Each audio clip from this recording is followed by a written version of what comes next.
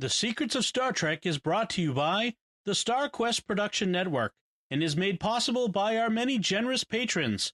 If you'd like to support the podcast, please visit sqpn.com/give. You're listening to The Secrets of Star Trek episode 39. Captain to bridge. Spock here. Make it so. Surrender is not an option. Attention crew of the Enterprise, this is James Kirk. We are all explorers, driven to know what's over the horizon, what's beyond our own shores. We would have helped you get home if you had asked. That's who Starfleet is. Hi, I'm Don Bettinelli, and you're listening to The Secrets of Star Trek, where we discuss the hidden layers and deeper meanings found in all the Star Trek TV series, movies, and more. And today we're discussing the latest Star Trek Discovery episode, If Memory Serves. And joining me today on the panel is Jimmy Akin. Hi, Jimmy. Howdy, Dom. Father Corey Stika is on assignment, as we say in the biz, which means he's just not available today. He's Section 31 today. Yes, he's a liaison with the Episcopal Church or something. Not the Episcopal Church, but the Episcopacy, maybe. Sure. Yeah. He's just got some personal stuff he's got to deal with, some business today, so he wasn't available, which I'm sure he will regret, given how cool this episode is. But we'll get into that. I'm so sorry he's not here because I'd love to hear his thoughts on this one. Yes. But before we do get into that, and that's a little teaser for you folks, remember, please, to like The Secrets of Star Trek on Facebook, retweet it on Twitter, to leave us comments on our website or in iTunes or Facebook or Twitter and other places. And if you have not yet done so, please subscribe in iTunes, Google Play, Stitcher, TuneIn, your favorite podcast app, or on YouTube, where you could hit the bell to get notifications. This all helps us share the podcast with a bigger audience and connects it with all the Trekkies out there who we think would appreciate our show and would enjoy it, and kind of extend our reach a bit. So we would appreciate if you could do that. Or if you could also write a review on iTunes or other podcast directories. That helps a huge amount. Even if you don't write a review, if you could give us a 5-star, like hit the 5-star button and that's it, that's a big help as well. Any of those things will help us reach audiences. I want to kind of, before we get started, I have a little bit of a request. See if there's anybody out there. We're part of the StarQuest production network, SQPN. We have a lot of shows that we're doing. We have a lot of new shows, and the workload is increasing. And we're a mostly volunteer organization. Almost all volunteer. You're the only exception. Right. I'm the one paid person to spend all my time doing this, but everybody else is volunteer, and we're reaching our limit of how much we can do, how much we can add on to the workload for the people who are involved. And so we're looking for new people who might want to get involved behind the scenes. One thing we're looking for in particular is someone who can do audio editing. If you have experience with Audition or Logic, or there's a third big one. It escapes me. I keep wanting to say Premiere, but it starts with a P. But you know what it is, folks. If you're into audio, you know which one I'm talking about. And if you have experience editing audio, you know what compression is, you know what an audio expander does, that sort of stuff, and EQ. We're looking for some help. It won't take you very long, especially if you have any experience. One show you could edit in about half an hour, probably. So we're looking for some folks to give some help doing some editing of shows. And if you are one of those people, you could send an email to help@sqpn.com and let me know. We could start a conversation about what could be possible. Yeah, what we could do. So all the preliminaries done. Let's talk about this episode. Now, Jimmy, we kind of teased the fact that Father Corey's going to be sorry he missed this conversation with us, because I think we both agree this might be the best episode of Discovery, not even just this season, overall. Is that possible? Maybe just this season. I would say it's definitely the best episode of this season. Whether I'd say it's the best episode overall, I'd have to go back and rewatch the first season. But I think it's definitely the best episode this season. I certainly enjoyed it the most. We're finally getting payoff on threads that they set up as long as 7 episodes ago, and they start to pay off multiple threads. So I really enjoyed it. Just for, the dramatic reasons, but also I really enjoyed the fact that they tied it in so closely to the original series and to the original pilot for the original series. They actually start the episode in the cold open, and previously on Star Trek Discovery, they show us footage from the original Star Trek pilot, The Cage. So we get to see Leonard Nimoy, we get to see Jeffrey Hunter, we get to see the blue singing Chinese money plants, we get to see Spock smile. So the issue of his emotional development is on the table. We get to see Vina and the original Vina, the original Talosians. And with all of that, what the creators of Star Trek Discovery are doing is saying what you're about to see is a continuation of that. And since that has been established as canon for a long time and part of the Prime timeline, they're telling us what you're seeing in Star Trek Discovery is canon, and it's a continuation of the Prime timeline. For contractual reasons, they may have to present it somewhat differently visually, but the fact they show us like the money plant, and then here's the new version of the money plant, it's like, okay, we're just upgrading the graphics, guys. We're not saying it's a different universe. We're not saying it's a different timeline. And so I think this will resolve a lot of or at least has the potential for many fans to resolve a lot of the concerns they've had about, is this canon or not? Is this the Prime timeline or not? The other than breaking the fourth wall and saying, guys, this is the Prime timeline, there's no other way for them to communicate in the show that, yes, this is. We take the original timeline and its continuity very seriously, and we're honoring it, and this is how we're linking up to it. So some of the things that we've done differently in this series are not meant to be in conflict with it. It's always been our plan to sync up the two, and now you're seeing that happening. I did love the way that they edited that teaser, that teaser part, the cold open, where it was very much a modern energy, 21st century energy to it.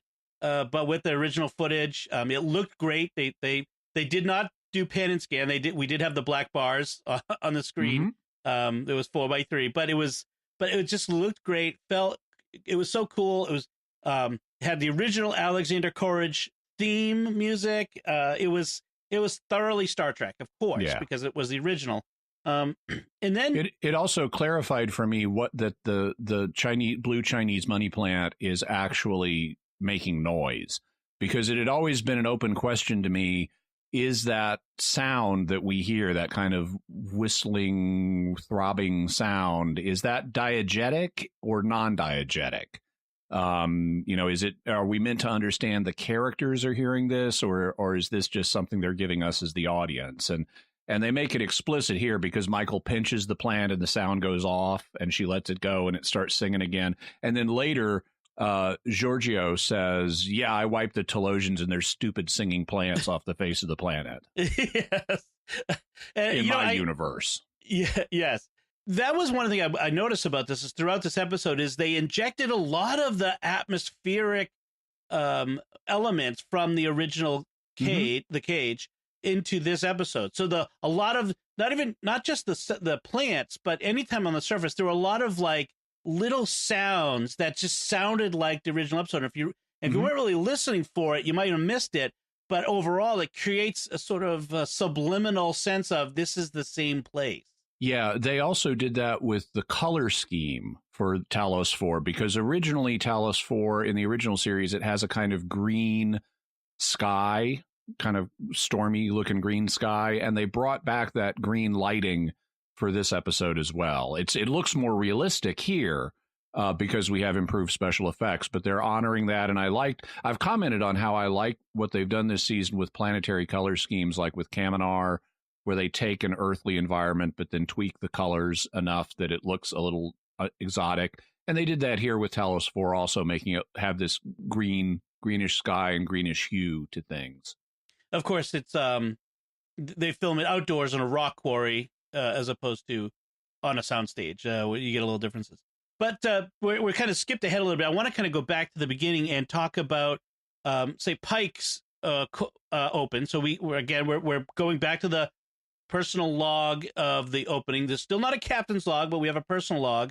And Pike and a star date this time. Yes, a star date, which again places us in the context of Star Trek. If you follow star dates, Yeah, but it's there, and unfortunately, they are continuing the original series tradition of being fast and loose with the sequence of star dates. Because originally there was no real defined scheme to how the star dates work, except they kind of got an extra number on the front for every season.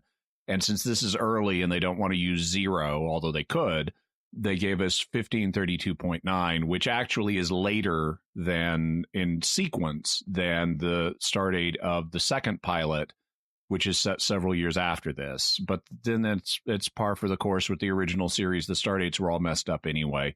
They didn't introduce a coherent ordering system to them until the Next Generation era. Yeah, they tried to claim early on that it was Stardate was both time and location dependent, but yeah, that was, as if. Yeah, that's a lot of data in 4 digits and then a dot and a digit. Yeah, but I've actually done a lot of work on star dates. In fact, when I met Gene Roddenberry, he gave me his card because of a theory I had about star dates, which was later superseded by the Next Gen era. But I think they just need to announce the existence of star centuries. And it's like, okay, that's why you have this discontinuity in the numbers. At a certain point, it lets you use earlier dates, lower numbers for earlier dates, and then they start growing again at some point. And we're just not mentioning that we're in a new star century. Right. So it's like I could say this is the year 19, meaning 2019. Yes, exactly. Just like people used to do before the turn of the century. Yeah. Okay, so Pike's log, he basically says, still no word from Burnham. She's still looking for Spock. It pains me to think the worst of any Starfleet division, but I do hope she locates him before Section 31 does, which is an interesting admission. I mean, we're supposed to know that Section 31 is kind of shady. But you know, Pike is not the cowboy that Kirk was. We've talked about before. Pike is the Boy Scout, rule follower, the man, a man of the organization. And for him to start expressing these sorts of doubts about an official part of the organization shows some, he's a company man, and he's a 23rd century Jonathan Archer. Yes, right. That's a good way to put it. So then we have Starfleet Command, a bunch of admirals consulting with both Leland and Giorgio on the Section 31 ship. And we see Vulcan Giorgio admiral is like, oh snap. Yeah. and we see Giorgio sort of take control of this mission from Leland. It's very obvious. And the admirals totally go with it. Like, she knows what she's talking about. The Vulcan admiral asks a question, and Leland starts to answer. It's like, I'm sorry, I was asking Captain Giorgio. Yes. Ouch. That's like the worst staff meeting ever. Yeah. So Giorgio gives them advice, says, hey, tell Pike to stay where he is with Discovery. Don't tell them how we're looking for Burnham, but keep an eye on him so that he's because she'll obviously contact them, and that's when we'll know where she is. And then she contacts and Pike. how they're looking for Spock. Section 31 is they know he needs medical attention, so they're looking for off-planet, meaning off Vulcan medical facilities, so like hospitals that would treat Vulcans. Right, exactly. And then Giorgio then contacts Pike and Tyler and tells them about Burnham's quote unquote mutiny, which she helped. But this happens after she told the admirals that Pike and Tyler shouldn't be told. Right? I didn't get from the original conversation that they weren't to be told that Spock had escaped, just that they were to stay here and examine parts of the probe from the future that got modified.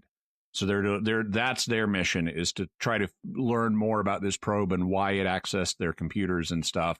I think they kind of have to. I think she kind of has to tell them about the escape because she knows Burnham may contact them, and so she needs to say, if Burnham contacts you, I need to know immediately. So, is she kind of betraying Burnham at this point? Then no, I think it's just part of her larger plan. Okay, because that's the thing I keep looking for is. When does Georgiou betray Burnham? Because she has said, I have never said anything to betray you. I've never undermined you. I've never lied to you. I don't think she does. Not anytime soon. I think that the more dramatically interesting choice as a writer is for them to have her be this shady character that is not trusted by Burnham and Pike, but that ultimately is going to be able to say, guys, I was a square dealer with you. That's much more interesting than just speaking as a writer than a betrayal plot here. That's true. I would prefer that myself because you're right. It creates these much more interesting dynamics between the characters. If she could always say, "I have never lied to you," and now maybe there'll be a future plot line where she does, but only after she's earned their trust. Right, and that would be a huge capital spend in the sense of character capital. To do that, that should not ever be done lightly.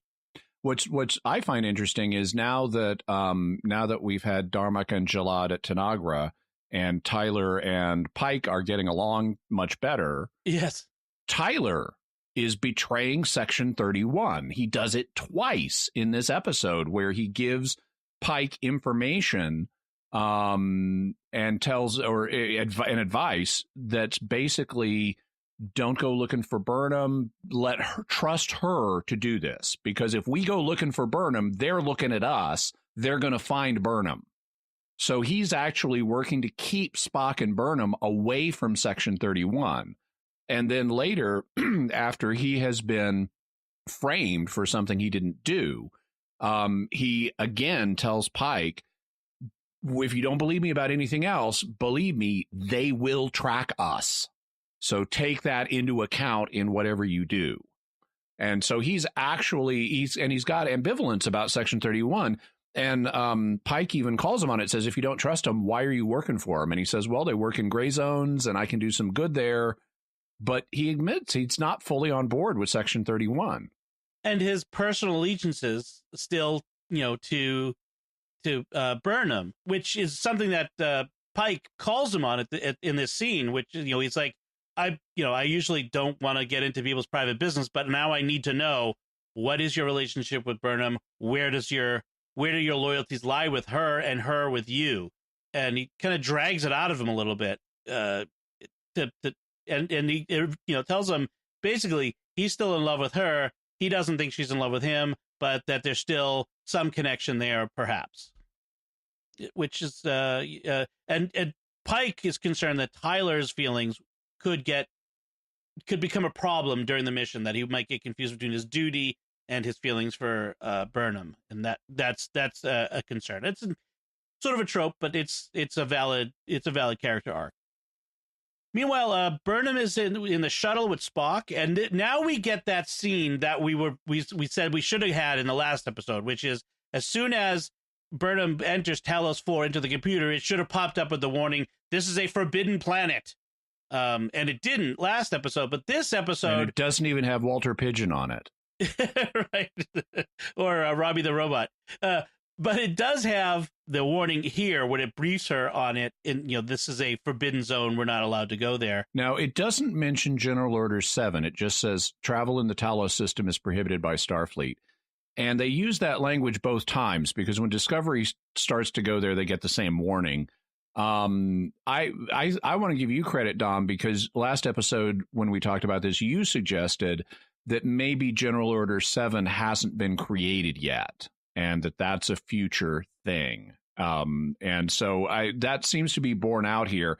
I had done some further checking because I had mentioned I'd done some research on the general orders, and it was like number 4 that mentions the death penalty. Actually, they're inconsistent. If you go to Memory Alpha's page on the general orders, it talks about twice, both in connection with General Order 4 and General Order 7, which is the Talos 4 one. they say it's the only death penalty on the books, and so they're kind of inconsistent about it. One way that it's been harmonized is that like there's a death penalty for just one thing, treason, but going to Talos 4 is construed as treason. So that's one way of harmonizing them. There are others too, but the fact that they don't mention a death penalty in this episode is also, or General Order 7 would support your hypothesis, Don, that General Order 7 hasn't yet been created. Right. And I was thinking that maybe as a result of these events, that might end up being what creates it. And we'll see if we end up back at Talos 4 at some point in this season or something like that. Or in a future season, we get another encounter here. That's possible too. Yeah. So, by the way, also, Dom, you had asked last episode, we talked a little bit about where Pike is in his personal timeline. And we know it's after Talos 4, but before his accident that leads him to being in a wheelchair. And I went back as prep for this episode. I rewatched The Menagerie and parts of the Cage, just to refresh my memory of things. And they establish in The Menagerie that that he visited Talos 4 13 years ago, and that his accident that put him in the wheelchair, he later became fleet captain, which he is not at this time. And then he was on a training mission saving cadets from an accident, and that's what put him in the wheelchair. And that was just a few months before The Menagerie. Also, it brought back to me, people have talked about how the current actor playing Pike, Anson Mount in Discovery, looks kind of like Jeffrey Hunter, and he does a little bit. But Jeffrey Hunter is like, he's got black hair in the original pilot. And Anson Mount doesn't have black hair here. It's more blonde. And that actually syncs up with the second actor to play Captain Pike, Sean Kenny, who was in the wheelchair. Because it always struck me, this guy has a totally different hair color than what we saw in The Cage. And so with Anson Mount, they're kind of blending aspects of the two original actors to play Pike. That's true. I always sort of headcanoned it as the accident somehow changed his hair color. But if that's possible. So that would mean Enterprise, the first season of the original series, is what they said is about 10 years to the future from events of Discovery. So that means that the original Talos 4, the Cage events, are probably about 3 years in the past from Pike at this point. Yeah, something like that. Somewhere, which gives a certain sort of immediacy to Pike's recollections and reactions to, as we'll see coming up, Vina and the Talosians. So it's sort of it would still be sort of raw that wound from that. So that's interesting to see. But before we get to that, I want to talk about Spock and Burnham as they get to Talos. That scene, which was I think it was pretty cool. The effects were cool. They come out of warp and they're on the event horizon of a black hole. Well, they're not the event horizon, because then they'd be sucked in. They're at the accretion disk, and as soon as I saw it, it's like, that's a massive accretion disk, and it turns out it's an illusion that the Talosians are using as protection of their location. And Spock realizes that's what it is and pilots them down anyway. It kind of has to shove Burnham out of the way a couple times, but he gets them through the illusion and they can see the planet then. That was a pretty cool little battle between them where he's barely coherent, but yet knows what has to do. And he can't communicate with her, but yet he kind of pushes her out of the way. One of the things that I thought was interesting is the computer. What they hear is the computer voice saying structural failure in 5 seconds as they get closer in on the accretion disk. And so the actual computer, since it doesn't have a brain, is not saying that. That audio is part of the illusion. They're experiencing it, and it goes to something that was said in The Cage, which is and that we actually saw in The Cage, which is the Talosians can make you push controls, that you don't realize what you're doing. And we saw that in The Cage when they beamed down just 2 women out of a 6-person party. Somehow the Telosians had made the transporter control guys just beam down those 2 women. And here we get kind of a character's perspective on what that's like, where you're like hearing audio telling you things that the computer doesn't actually believe. Right. Because the computer can't be tricked by an illusion. The computer would knows what's going on. So everything in the experience. The computer is seeing a planet down there. Right. So then we go to the open. Although Burnham says we're on the other side of the looking glass now, which is related to the whole Alice in Wonderland theme that we get going throughout this season. So after the opening credits, we have Stamets and Hugh Culber walking through the corridors of Discovery. And as soon as I saw this, I said, Culber is not fitting in well with his return to life. There's major drama ahead on this. He is acting very strangely, especially when he sees Tyler, who, if we remember, as Volk killed Hugh. Culber. Yeah.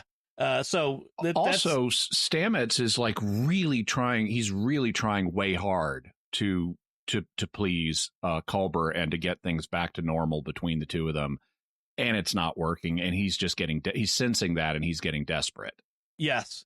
I mean, I can imagine, just from a human standpoint, just this, and this happens to people that they're married, they have their spouse has a traumatic brain injury, say, which causes a personality change or other things like that, and that person is no longer the same person, doesn't feel about you the same way, and or in some ways it's like people who a loved one is suffering from Alzheimer's disease or one of these other things where you still have feelings for this person, but they don't have them for you anymore, and just having to deal with that. Or even on a lesser scale, when my wife was dying, it was such a traumatic experience for the both of us. There were moments where I was doing everything I could to be comforting to her, and I was overdoing it. And she had to indicate, I know that, I know you love me, but that's not helping at the moment. Right. And so I have to say, the well done on the part of the folks involved here. And I think it was sensitively done here, and showing what that's like. And I'm happy that Hugh didn't just come back from the dead and just reintegrate, put on the doctor's uniform, he's back in sickbay. Which is frankly what they would have done in the original series, or of almost any prior series except Deep Space Nine.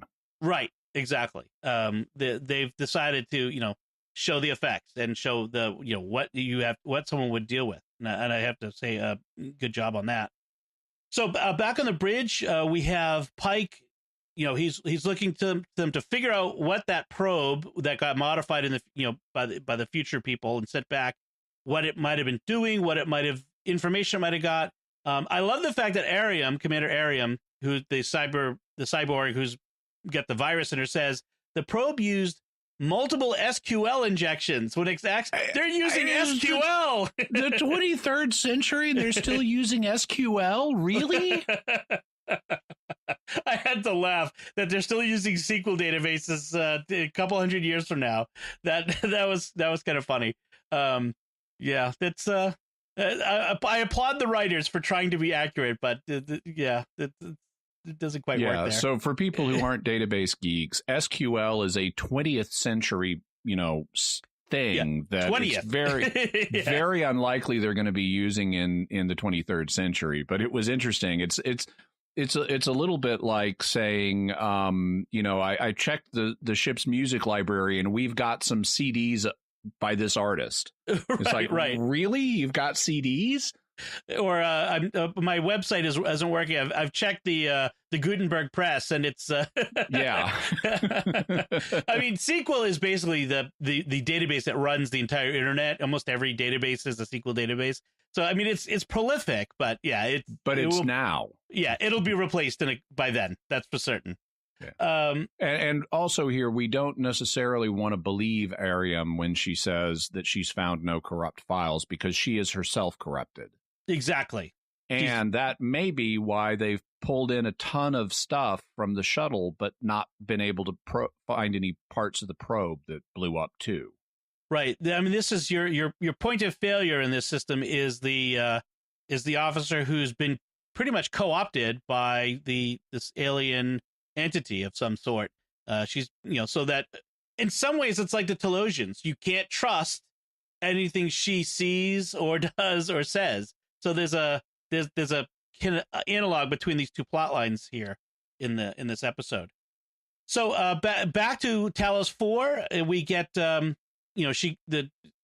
goes out to take a look around, and Vina shows up, and she recognizes Spock.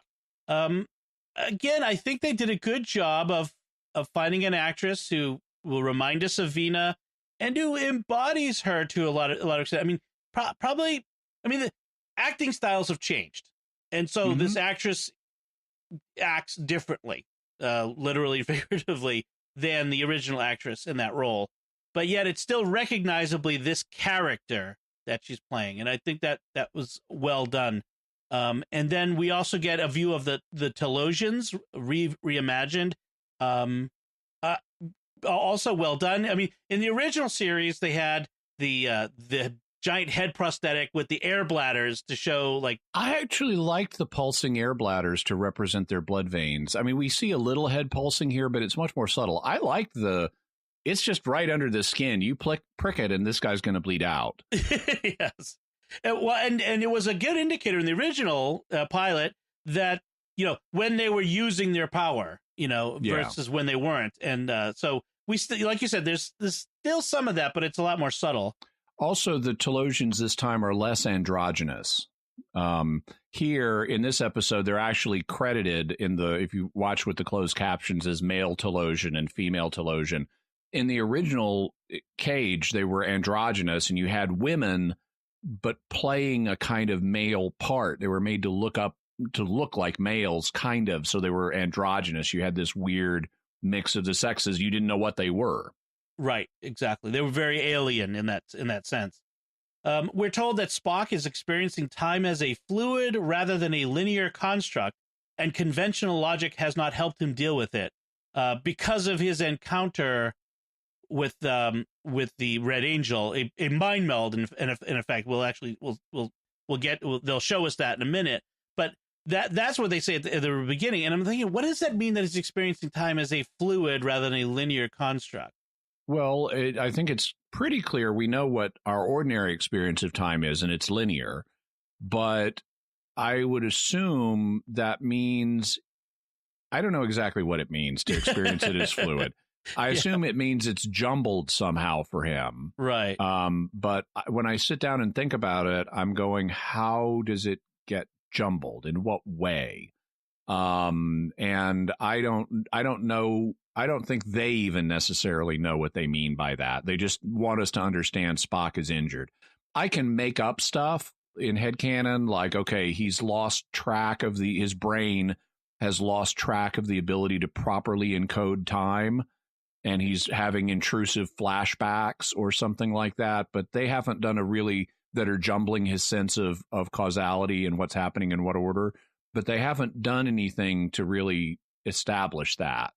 It would be an interesting thing if they went there and explained it. If what he's experiencing is, I don't know which moments in our memory and which are current experience.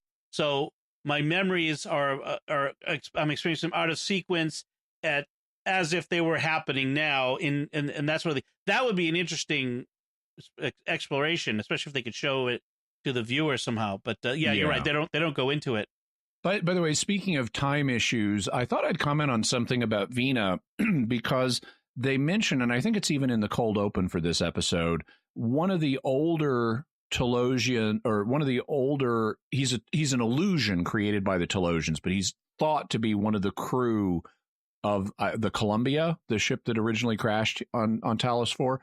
And he says to the Enterprise crew that Vina was born was barely born when we crashed. And that was 18 years ago. And so you might say, well, why does Vina in this episode of Discovery then say I was a member of their crew if she was just barely born?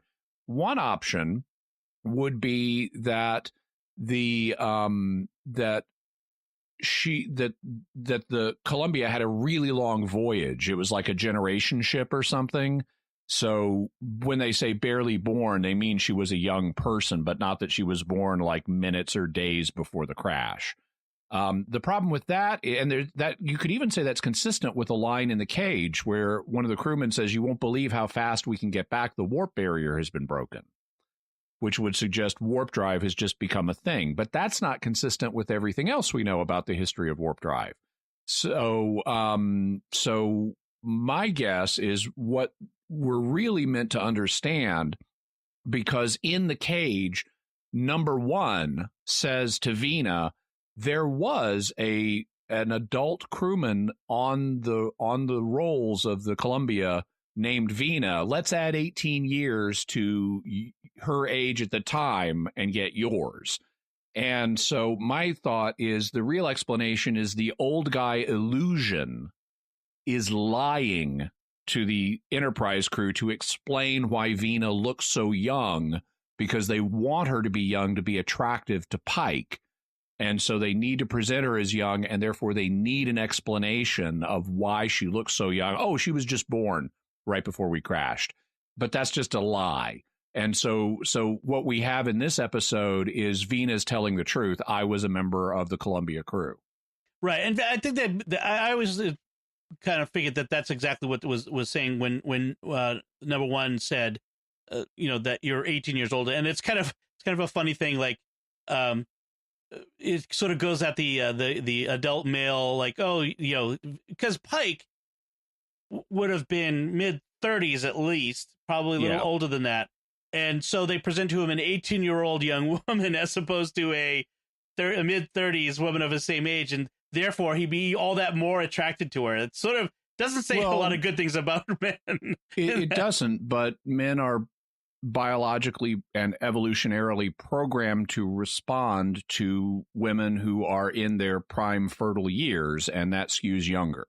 And that's actually the context in which number one brings this up, because they're talking about the fact that Telosians want to set up an Adam and Eve breeding program with Pike as Adam, and Vina is resenting the appearance of number one and the yeoman, and number one is like, okay, let's think about how many children you could actually have at your age. That's the that's the subtext of this. Right. Of course, really, if you wanted to set up a new breeding population of humans, you don't want just one woman.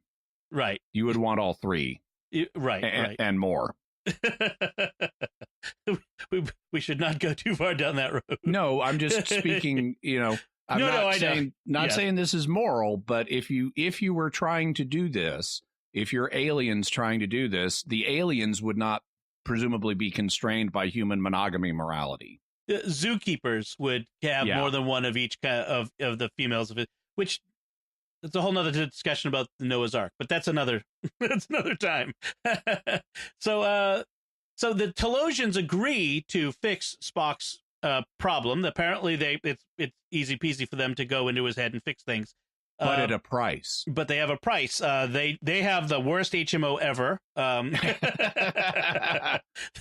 They worst medical privacy policy ever. Yes, exactly. I mean, sometimes when I have to deal with my insurance company, I think it is they want me to experience the worst thing in my life ever. They ask as a price, they want to experience the conflict between Burnham and Spock firsthand. So for them to relive it, and this goes back again to The Cage. This is the currency. This is the even more so almost like the food that they live on mentally, because they have no more entertainment, and they're like such a decadent culture that all they have left is reliving the memories and experiences of they've all lived their own experiences, so they capture people to live theirs, right?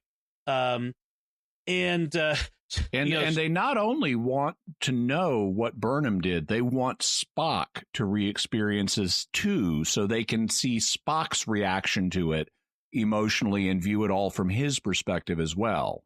right. In fact, Burnham comes out and says, "You want to experience our pain?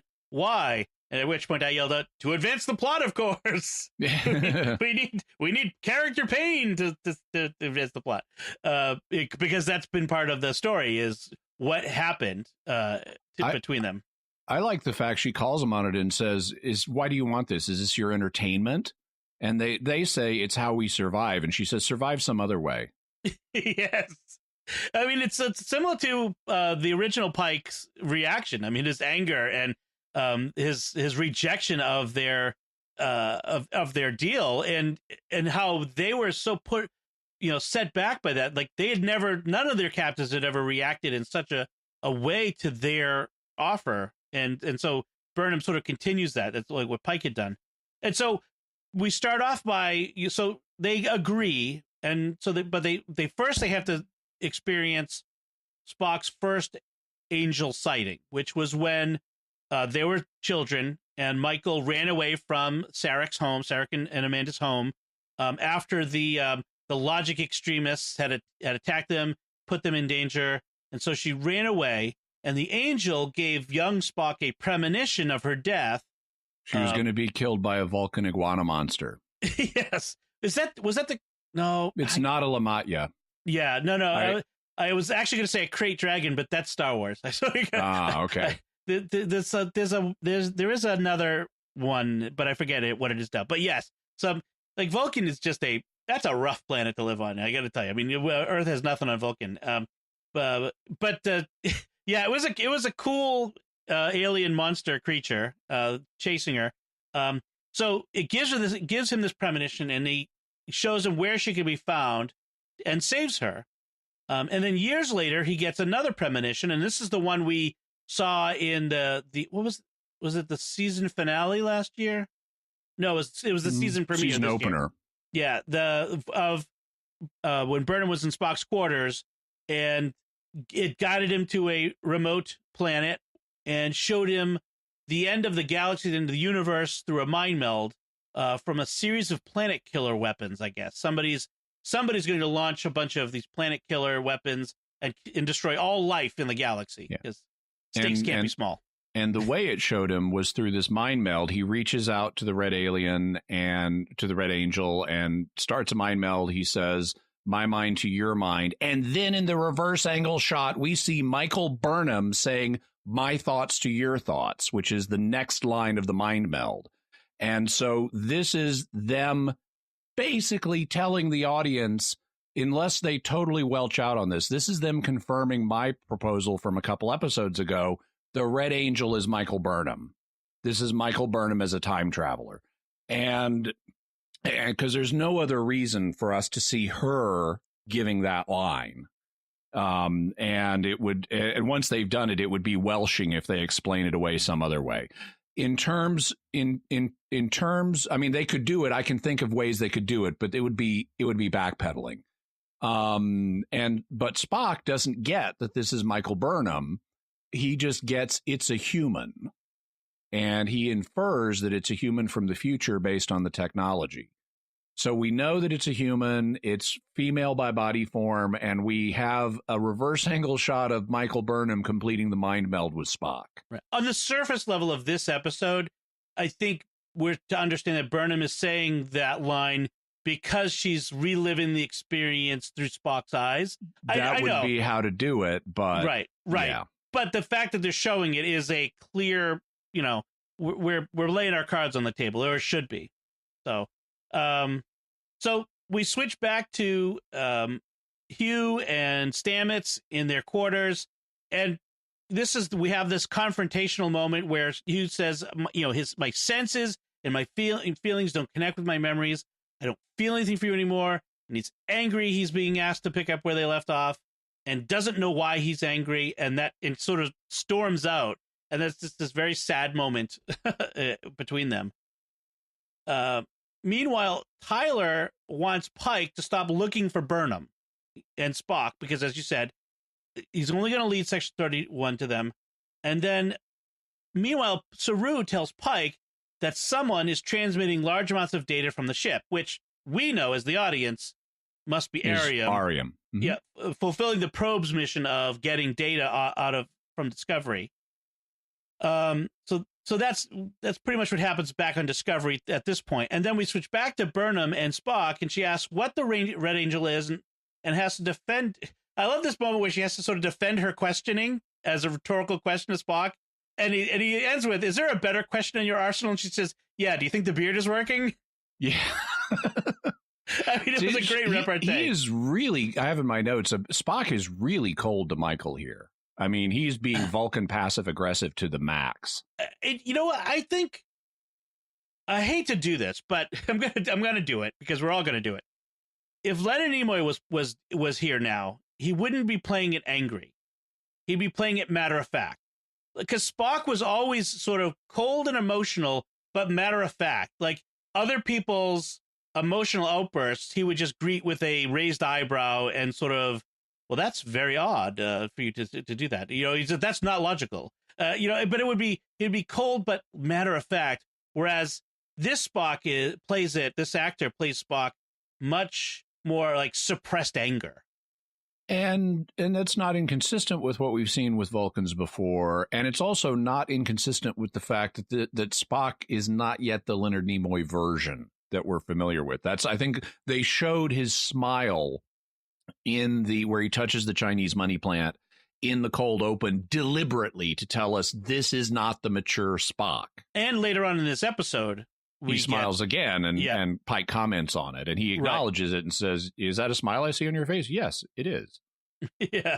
So yeah, that's true. I don't know, I can't help but just compare him to the definitive Spock, and yeah, that's just the way it is. We all have our favorites. He says that he brought Burnham to Talos because he needed someone who could give context to his timeline, which she says, "Do you mean family?" Yeah. Right? And he says, "Interesting you would say that," and which we find out in a minute. Yes. But he does confirm that the Red Angel was human and that there was loneliness and desperation in this person. Mind meld. Yeah. Yeah.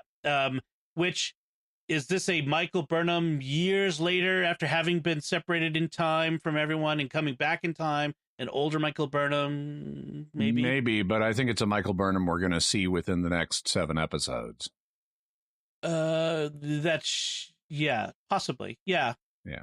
They need to pay this off this season. I mean, the way this show is working, they have an overarching season plot that needs to be resolved by the end of the season. What I'm thinking is that Burnham gets separated from everyone and spends decades alone and then comes back. It could be.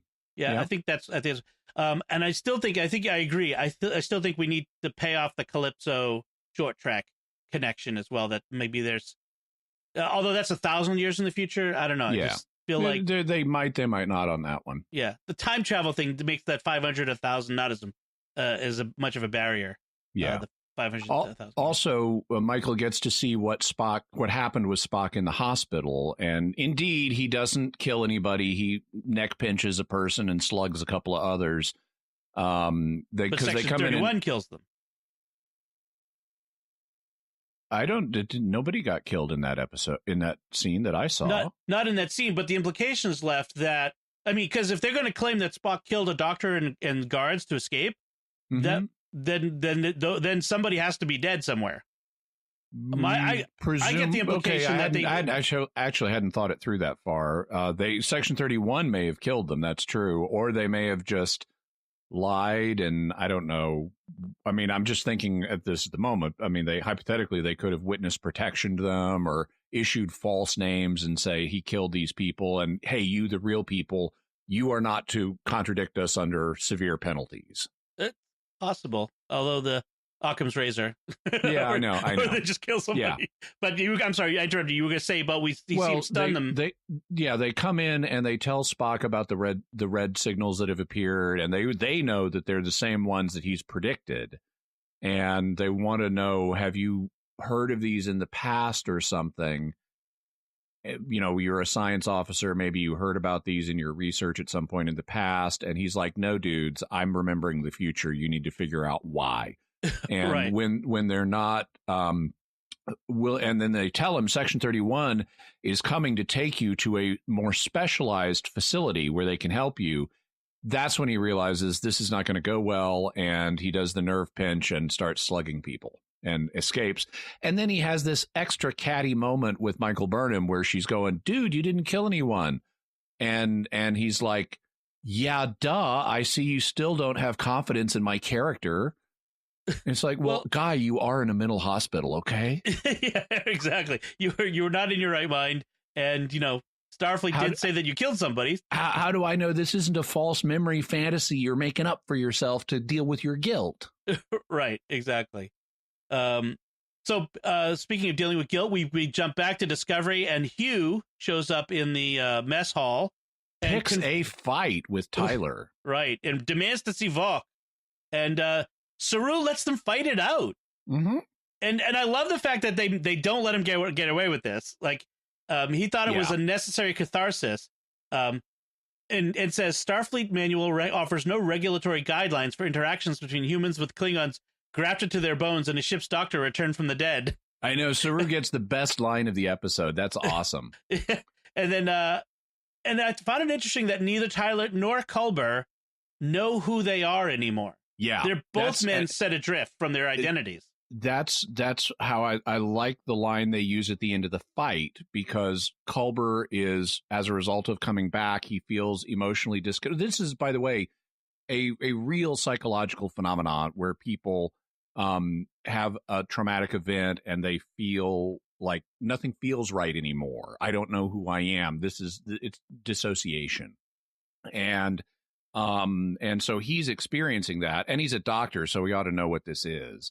But he's experiencing it, and he picks the fight with Tyler to try to get some closure, and he's complaining. And this is all understandable. If someone had killed you and you've had this, I mean, this is emotionally believable that you would do this. And he's beating on Tyler, and he's like, I don't even know who I am anymore. That's his central complaint. And Tyler's response, who do you think you're talking to? Right, exactly. Because he's in exactly the same situation, given that he was Voq, and the fight ends at that point, and because they've realized we're both dealing with the same issue. Right, exactly. And then later on, we'll go away and come back to this, but the mess hall, where that's where Hugh tells Stamets to move on without him, that he's leaving him, breaking up with him, whatever. I do like, actually, it's kind of a little thing. I like the little robots that come in to clean up the mess. Yeah, I had a note about the mess cleanup drones. It's like, yeah, your mom in the 23rd century, your mom is not going to be telling you to pick up your room. The drones are going to do it for you. Right. I mean, every time again in the short trek where Tilly and the alien like totally mess hall. I was like, how does that mess hall get cleaned before everybody notices? Well, that's how the little robots do it. We have Roombas now. They're going to be more advanced in the future. Right.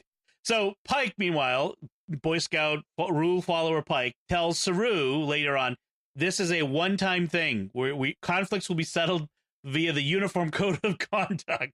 Yeah, and he notes that you probably wouldn't have done this before your recent Varharai. Yes, and it's interesting to see the continued evolution of Saru to, frankly, I think a more interesting character. Honestly, I wasn't a huge fan of Saru before. I'm finding this new Saru to be much more interesting. I was a fan of Saru before, and I like what they've done with him, but because it adds a new layer to his character. I don't want to see them overplaying it, though. Right. I think there was a tendency in the first season, especially, for them to overplay the fear part of Saru, which I think would make him a terrible first officer, frankly, because he would be so often motivated by fear in his advice. Whereas now I think it's more balanced and should stay balanced as opposed to getting over the top the other direction.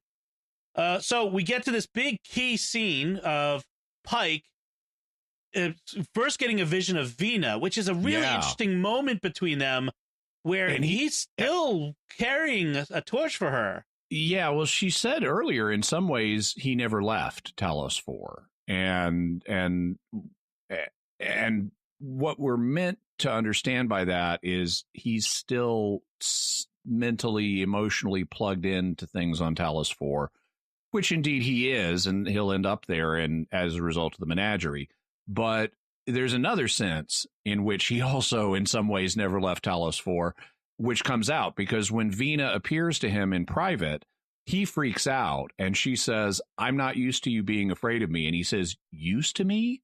And what she's referring to is the fact that she has been living the last however many years in having intense fantasies with augmented by Talosian illusions about him. Right. She's been living with an illusion of him. Yeah, and she says we've spent a lifetime together, and he actually knew this because at the end of The Cage, Pike is given a vision of her going underground again with an illusion of him. And so he knows she's been having this fantasy life with him all this time. But to me, it's still like, okay, someone tells me they've been having an intense, all-embracing, all-encompassing fantasy life about me for years. Creepy. Yeah, that would be kind of creepy. Although he does say he's often thought of her. Like he's still has this emotional connection. That's not the same thing as saying I'm fantasizing about you 24/7. Yeah, no, that's true. So what they end up having is she's there to sort of introduce him to this vision of Talos and Burnham and Spock, so we can communicate with them without having to go over subspace, which is a brilliant idea. Yes, using the Talosians as sort of your AT&T long distance calling. Ask your parents, kids. So they have this discussion, which I think is great. It avoids Section 31's eavesdropping on their communications. And Spock tells him that Section 31 is looking for his memories of the future, which seems obvious for their mission, which is to protect the Federation at all costs. And knowing the future helps that job really well. And asks Pike to bring Discovery to them, which is a violation of his orders, right? So they decide to do a spore jump, get right there in an instant. Why is not Stamets or anybody saying, hey, what about those Joe whatevers that we met a couple episodes ago that said every time we use the spore drive, we're trashing their ecosystem? Well, Nobody even brings that up. Did they not undermine that by then making it wasn't about the spore drive, that it was about Hugh, who was living in there? If they meant us to understand that, they didn't communicate it clearly to the audience. No, I mean, there was sort of this shift without an explicit reference, this shift to focusing on, no, you have to get this, we have to destroy this guy or get him out of here because he's killing all the little spore people. And it wasn't so much about the Discovery being in the spore space. So, yeah. I thought they were dealing with both problems, and they didn't communicate clearly enough if they meant to say, oh, it was all about Hugh. Right. Well, and that's sort of their out for the spore drive, right? I mean, we've assumed that one of them. Right. One of the ways that they're going to eventually get rid of the spore drive is saying, well, we can't use something that's destroying somebody's universe. So that might be it. But Ariam, under the influence of the alien probe, sabotages the spore drive before the jump and frames Tyler for it, which is it was a very clumsy, like, why would Tyler be that clumsy about leaving traces? But I liked how he immediately leapt to the correct solution and used 21st century slang to say somebody spoofed my command codes. Right. Yeah, spoof is a very 21st century. But what does the probe or Ariam gain by sabotaging the drive? What's their reason? I assume the Ariam is playing it. It may not have an overall plan, but if Spock knows stuff about the future that could thwart the robotic factions, the Terminator factions or the Skynet faction, whatever they are, that Ariam wants to keep that knowledge away from the Discovery crew and other people. And so even though she doesn't have an ultimate end game for how to get rid of Spock, she's at the moment just trying to throw obstacles in the way. But yet doesn't disable the warp drive. They still get there. It's just they get there a little slower. Well, she may not have permissions to disable the warp drive the way she does the spore drive, but you're right. It's something they don't make fully clear. Yeah, it's a little clumsy. So then we get Burnham's memory of what happened between her and Spock, and it's exactly what we assumed it was. Oh, by the way, so Pike's, when they can't go there using the spore drive, Pike's solution is to try to fool or delay recognition of what's happening. Say, let's go to Starbase 11, which is within 2 light years of Talos 4, and that's actually the starbase where the menagerie is set. Except in the menagerie, they say Talos 4 is only 5 or 6 days away at maximum warp, which would be way more than 2 light years. But still, it's like we've seen that starbase before. It is near Talos 4. Right. Very, very well done. Do your research, writers of this episode. So we get Burnham's memory of this event, and it's essentially what we thought it would be, where she rejected Spock in such a way as to break off their connection, emotional connection for his own good.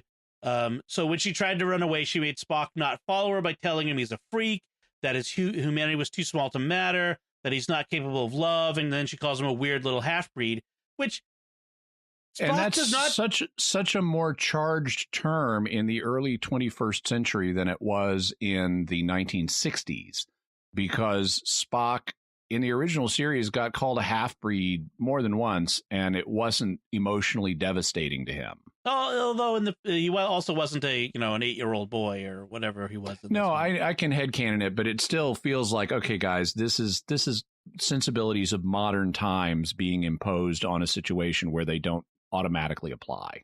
Although, and also, like, is Spock not an adult now? Does he not get like what Burnham was trying to do? Well, he does. I mean, he even tells her, and I like the fact he says this. He says, "I understand you were trying to sever our emotional connection, a primitive tactic, but logical." And then she says, "No, it was more than that. I was trying to save your life, idiot." Right. But I, it is a traumatic childhood thing, and this is not the fully mature Spock. But in terms of like the term half-breed, he would go, I have to think if you said that to the real Spock, if Spock were a real person, he would go, what's the problem with that term? I am bred from 2 different species. I am by definition a half-breed. I don't care if that has pejorative connotations to you or not. It's an emotional term. Yeah, it's kind of like in the episode with Excalibur in it, where the vision of Abraham Lincoln refers to Lieutenant Uhura as a negress and says, "Oh, I'm sorry if that offends you." And she's like, "Why would a word bug me?" Right. The 1960s was much different from today in some ways. Yeah. More advanced in some ways. Yeah. So, but yeah. I like, though, the way this scene plays out where, she's telling Spock, "I'm leaving because the logic extremists make this situation unsafe for me to be here for you and everybody." And Spock is like, safe is a relative construct. Safe has inconsistent meanings. And it's like, that's exactly how I would want to argue that if I was like an 8-year-old. And I like her response because he's playing word games with her at this point. And rather than engage him on the word games, she just says, "Stop it."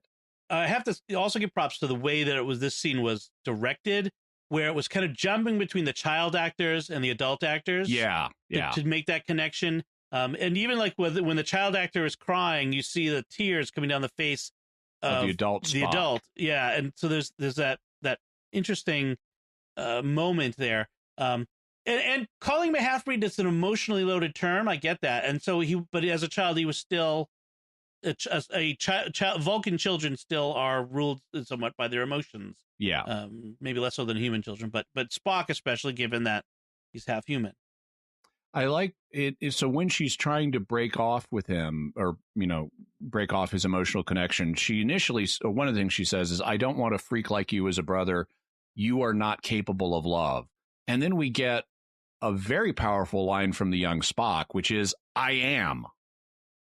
And that's, I think, the only time we've had Spock say, "I am capable of love."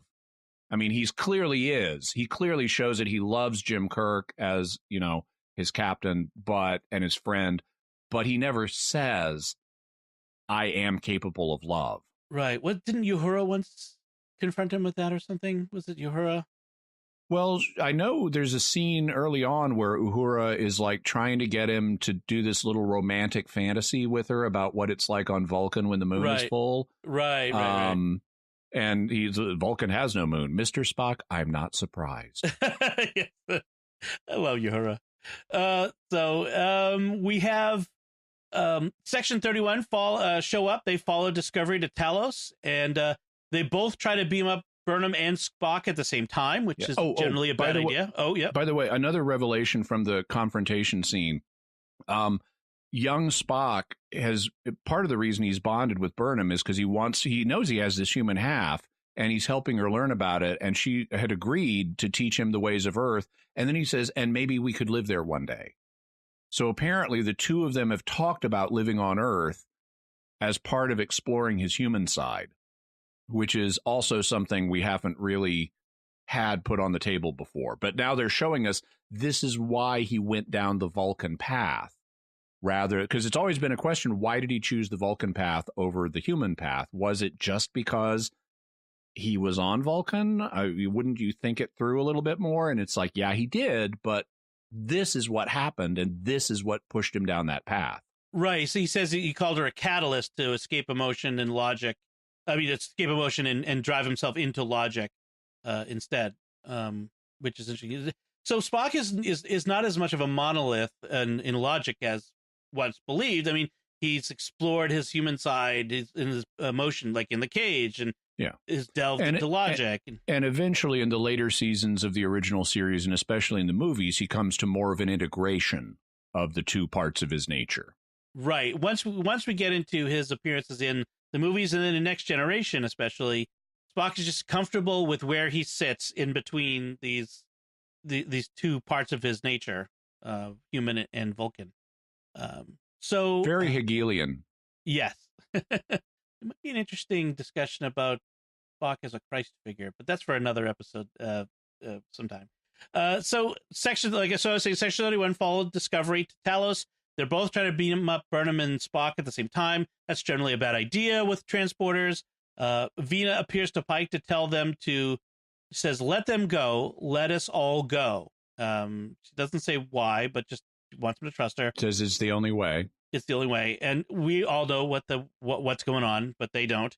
As usual, the audience. Section 31 thinks they've beamed them aboard their ship. Also, the fact Section 31 shows up at this point because Tyler has been confined to his quarters. And so Pike says, well, Tyler couldn't have told them. So now Pike knows that Tyler has been framed, which is going to lead to a mole hunt in our next episode. Right. So Leland thinks that Spock and Burnham are on board his ship, but of course it's a television projection. Spock and Burnham return to Discovery in a shuttle. I love the say goodbye, Spock. Goodbye, Spock. I love that. Good night, Gracie. Yeah. So, which is actually an interesting Voyage Home connection. Anyway, Star Trek 4, the whales, George and Gracie. Because doesn't he say that in Voyage Home? Say goodnight, Spock. I don't remember. When Kirk is with Spock and what's her name, the 20th century woman, biologist, the biologist, and he drops him off in the park from the pickup truck and says, "Say goodnight, Spock." And I think he does say goodnight, Spock. As he walks away. I'll have to look that up. He's got a head injury at that point. Right. So yes, he's got the thing around his head. So I'll have to look that one up. Did too much LDS back in the 60s. Made everyone's day in Utah. Yes, it did. So this is about when we get Georgiou's line about the in her universe, Telosians tried to trick her, so she wiped them and their stupid singing plants off the face of the planet, that's up there with Saru's line as the best line from the episode. So that was good. So what we're dealing with is the Red Angels we're told right up explicitly the Red Angel is trying to change the timeline to prevent all sentient life in the galaxy from being wiped out by an unknown third party. And this is Burnham's statement as a fact.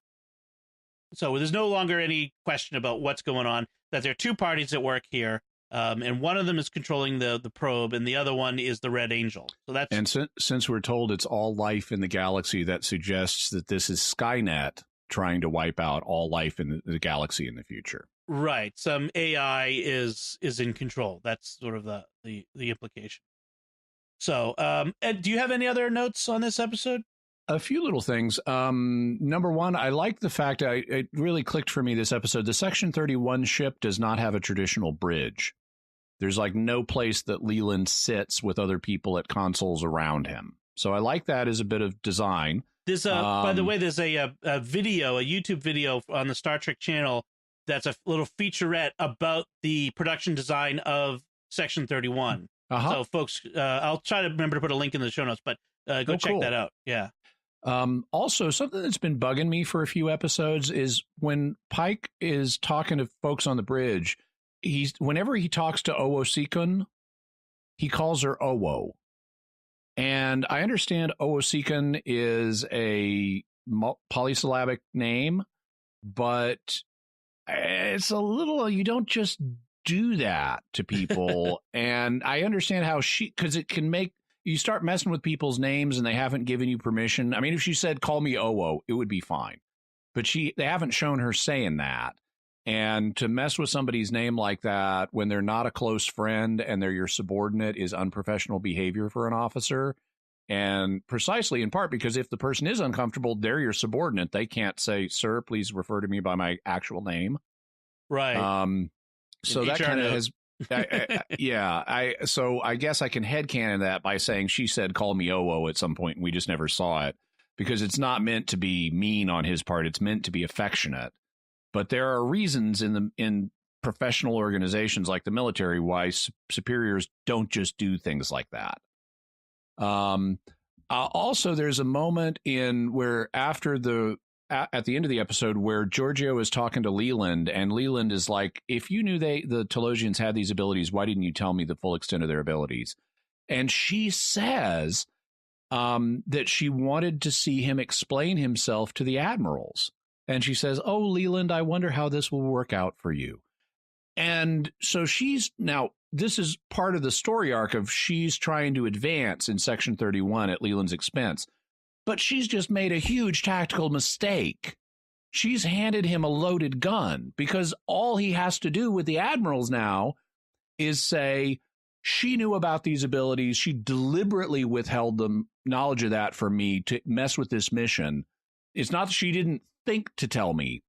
She confessed to my face that she didn't tell me in order to make my job harder, to embarrass me in front of you. She is not only insubordinate, she is subverting our missions. Get her out of here.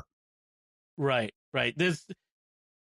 She can always deny, but he has that ability now of she actually came out and said it.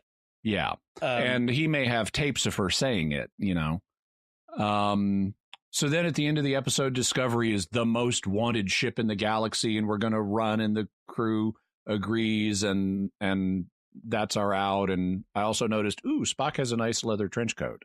Right. So those were my notes. I wonder if he's going to be shaved and in uniform coming up, but we'll I hope not. I think the beard is working for him. Well, the beard always works better. Yeah. The Discovery has been bearded, as we say. This season. Grown the beard. Grown the beard. So we, I think that's it. Before we finish out, I want to take a moment to thank our patrons who make it possible for us to create the Secrets of Star Trek. And today we're going to thank by name Lawrence Z, Maria N, Patricia R, Ron S, and Ryan W. Through their generous donations at sqpn.com/give, they make it possible for us to continue the Secrets of Star Trek and all the shows we're doing at SQPN. I encourage you to go check them out and see if there's other shows you might be interested in that we're doing. You can join them in helping us and supporting our mission by visiting sqpn.com/give. So, like I said, that's it from us. What did you think of this episode, if memory serves? Did you like it as much as we did? Was there other things we didn't come up with? Or do you have interesting feedback on some of our theories or conclusions? We'd love to hear from you. Let us know by visiting sqpn.com/trek or the SQPN Facebook page. You can go to facebook.com/StarQuestMedia, and you can leave us some feedback there or send an email to trek@sqpn.com. You can find the links that we talked about. I'll try to put that link to the featurette, the video on Section 31 in our show notes at sqpn.com. We'll be back next time. We'll be discussing the next episode coming up on Star Trek Discovery, Project Daedalus. Until then, Jimmy Akin, thank you for joining me and sharing the secrets of Star Trek. Thanks, Tom. And once again, I'm Dom Bettinelli. Thank you for listening to the Secrets of Star Trek on StarQuest. And remember, the real question is, how is it I can remember tomorrow?